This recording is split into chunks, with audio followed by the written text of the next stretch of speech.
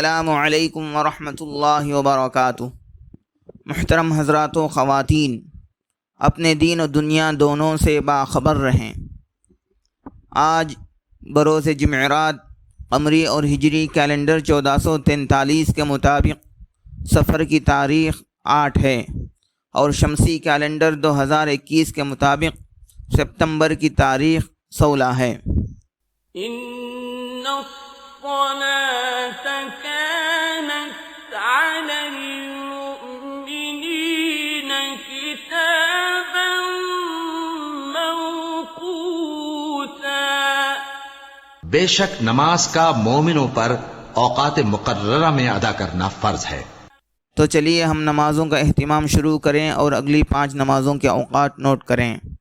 شہر کڑپا میں آج فجر کا ابتدائی وقت 4:51 ہے، 4:50 ہے، اور آخری وقت 6:02 ہے، 6:02 ہے۔ اس کے 1 منٹ بعد طلوع آفتاب ہے۔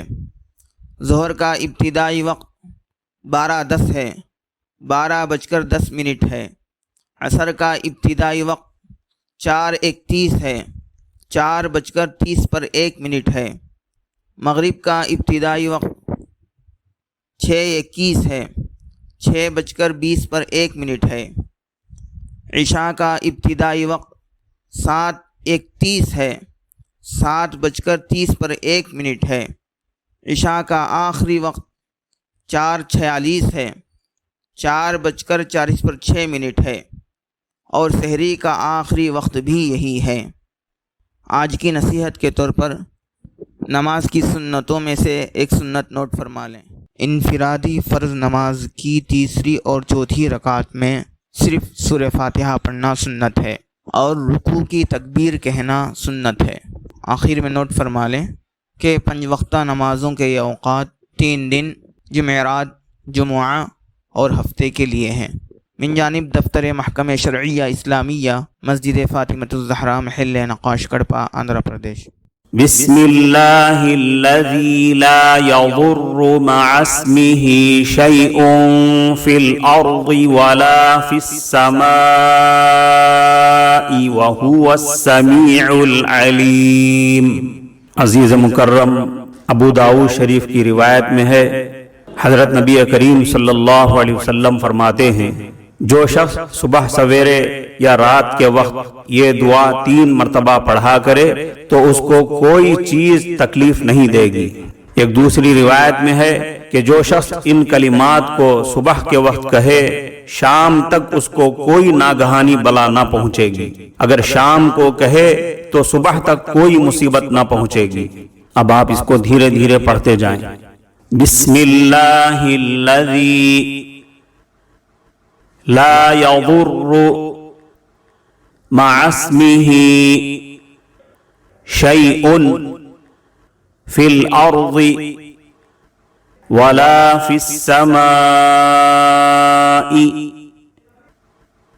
وہو السمیع العلیم۔ اس کا ترجمہ ہے، اس اللہ کے نام سے صبح یا شام کی جا رہی ہے جس کے نام کی وجہ سے کوئی چیز آسمانوں میں اور زمین میں تکلیف نہیں دے سکتی۔ وہ اللہ خوب سننے والا ہے اور خوب جاننے والا ہے۔